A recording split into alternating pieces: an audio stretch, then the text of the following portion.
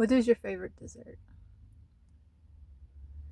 I really enjoy tiramisu. I don't remember the last time I had it. It's been years, probably. And have you ever had someone who you love, who loves you, make you your favorite dessert? That just takes it to the next level, right? Because anything that's done with love is so much better, so much more meaningful. And I feel like food actually tastes better.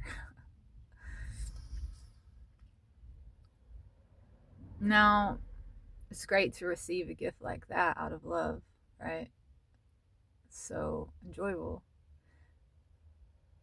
But you probably wouldn't eat your favorite dessert if you found it just randomly laying on the side of the road. You don't know where it came from. You don't actually know the ingredients that make it up. Even if it looks really nice and maybe it's even packaged neatly and it appears to be uncontaminated, you still have no idea who made it and what they put in it. Okay. To eat a random piece of cake or some dessert that you find on the side of the road because it looks nice. It's much like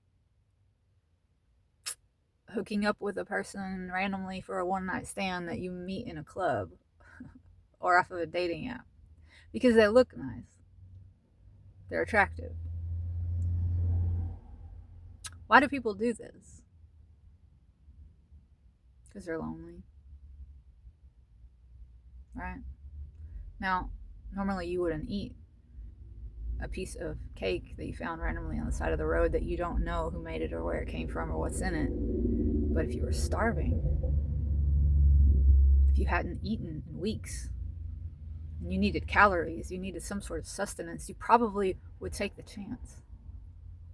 This is why people engage, one of the reasons people engage in unsafe sex, promiscuous sex, sex with strangers, because they're lonely, they're lacking love, and they think they're going to get that sense of love from another person. But that's a misunderstanding. Because the love that you might be missing, the loneliness you might be experiencing, is actually a deficit of self love. Love is something that lives inside of you. It's a fire, it's a flame that God put inside of us, and we have to care for it. We have to stoke it. And we do that through communing with God, through meditating, through caring for our physical bodies, through caring for our mind, for caring for ourselves. That's love, putting attention on our health and well being and our relationship with God, which promotes that, which feeds that. When we don't do those things, we become spiritually hungry, we become lonely, and we become desperate.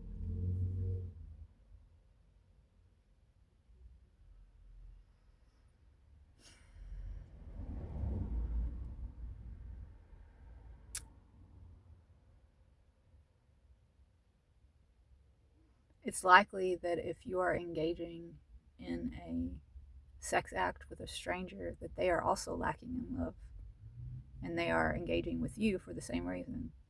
They're empty inside. They actually have nothing to give to you, and you have nothing to give to them, except for you might be sharing your sadness, your sickness, your dis-ease. Just like you can get a sexually transmitted disease, you can get a spiritually transmitted disease as well, because we are energy. We are energy, and we share energy, and we pass it on. You walk into a room that's empty, and you can feel the residual energy of whoever was last in that room. Okay, if there was an argument, if there was violence, it hangs in the air.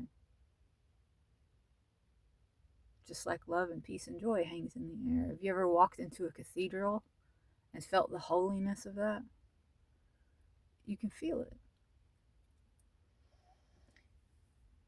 We carry that within ourselves, that energy, that essence of our spirit, of our soul. If we have neglected it, there is going to be a sort of dis-ease.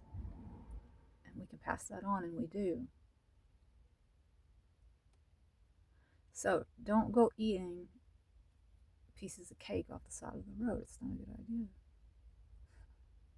Make your own cake and then share it with someone that you love.